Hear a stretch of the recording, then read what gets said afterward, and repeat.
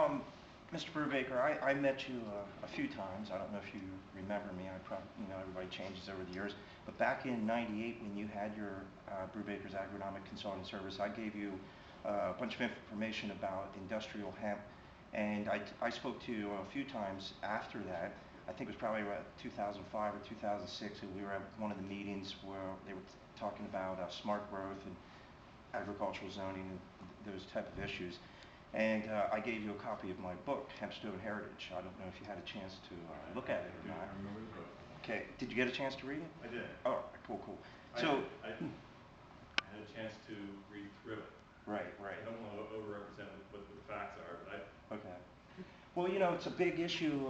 It's becoming more and more states are Right. introducing legislation for farmers to grow hemp, and it's such an issue that is so perfectly suited to Lancaster County because we had this big history of hemp industry in Lancaster County. Hempfield. Hempfield, East and West Hempfield Township was named for the vast quantities of hemp raised there. Between 1720 and 1870, there were over 100 water-powered mills for processing hemp fiber. There was one right down from your office in Lidditz. They call it the Rome Mill. That used to be a hemp mill. It was owned by David Hess. There was hemp mills over here in Ephrata by the Catholic Dam. John Bowman owned a hemp mill that ran for many years. And it was just this huge industry. But now we see this major push. I don't know if you saw in Kentucky, but the Kentucky Agricultural Commissioner, James Comer, is making it his top legislative priority. Senator Rand Paul co-introduced legislation with Wyden from Oregon to legalize hemp. And, they're growing tens of thousands of acres of hemp up in Canada that we're importing the seeds and fiber and so forth to make products here in America. My good friend Sean House makes Hempstone pretzels in Colombia, and he imports his seed from Canada, which we're allowed to import the seed. We can make food products out of it. We can eat it. There's no problem. But we're not allowed to grow the plants here. As a matter of fact, we can't get the seeds in the country unless they've been sterilized so that they can't germinate. Now, up in Canada, they don't have problems like like for example, I was talking to Congressman Joe Pitts recently, and his big concern is that people are going to plant illicit marijuana in with the industrial hemp. But it's not really a legitimate argument. I can't pull the wool over your eyes because you're an agricultural expert and you know about cross-pollination and so forth. If you tried to plant marijuana in hemp field, it wouldn't even work. For one, the hemp's harvested before the marijuana would even mature, and you just can't do it. Up in Canada where they do it, they have no problems with that. But we have this potential for jobs, which in this economy, I mean, there's a potential that we could raise millions of dollars off of this hemp industry. It would create manufacturing jobs.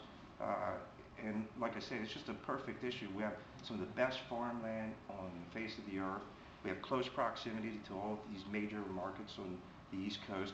And now with states like, for example, Colorado and Washington just fully legalized even the recreational use of marijuana. So now they're also making provisions for the medical use and also the industrial use. But we're not even talking about that in this case. We're just talking about industrial hemp for agricultural purposes for our farmers. And, so I was wondering if you've been aware of what's going on nationally and where do you stand? And you said that 90% of the bills that are introduced don't even get passed anyway. So if that's the case, there's no harm. Why don't we introduce a bill in Pennsylvania to allow farmers to grow industrial hemp? That's my question. Okay. You're very articulate, very well spoken. Thank you. I'm not opposed to farmers growing hemp.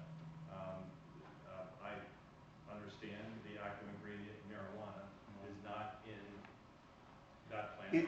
It's in trace elements. I think it's 0.03%. And when we're talking about marijuana, we're talking about anywhere from 8 to 20 some percent. But 0.03 would be such a small, minute. It's still the cannabis family. Right, cannabis sativa. Okay, so you're right. We used to grow a lot of it. It's got functional use. We do consume the product. So our law enforcement is concerned for some of the reasons that you have stated. There ought to be a technology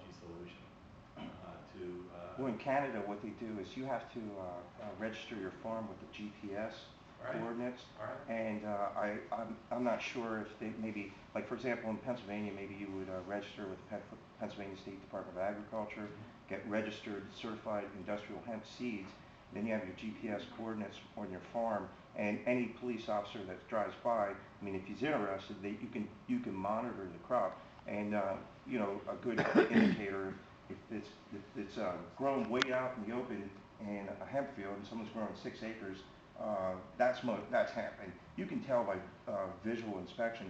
Up in Canada, they have no problem making a distinction. Yeah. Well, you make a good point. Thank you. Um, it's not gotten good receptivity in the Pennsylvania General Assembly to date, mostly because law enforcement's concerns. I think if a group of agriculturalists and a group of law enforcement would sit down so they could get concerns on the table, talk about Right. how you can mitigate some of those concerns law enforcement has with proper GPS analysis, it makes sense to me. If I could just add real quick, I mean, you're probably aware too that in 1999 and then again in 2000, the Lancaster Farm Bureau, led by Mary Jane Balmer at the time, they passed resolutions in favor of industrial hemp. They took it to the Pennsylvania State Farm Bureau in November of 2000. They passed a resolution in favor of hemp. Pennsylvania State Grange, which I know you were a member of both those organizations, they also passed pro-hemp resolutions. Now, the Pennsylvania Farm Bureau had like a 10-year sunset, and that just went down last year, so they have to take up the issue again. But I'm glad you agree with it. Thanks. Thanks.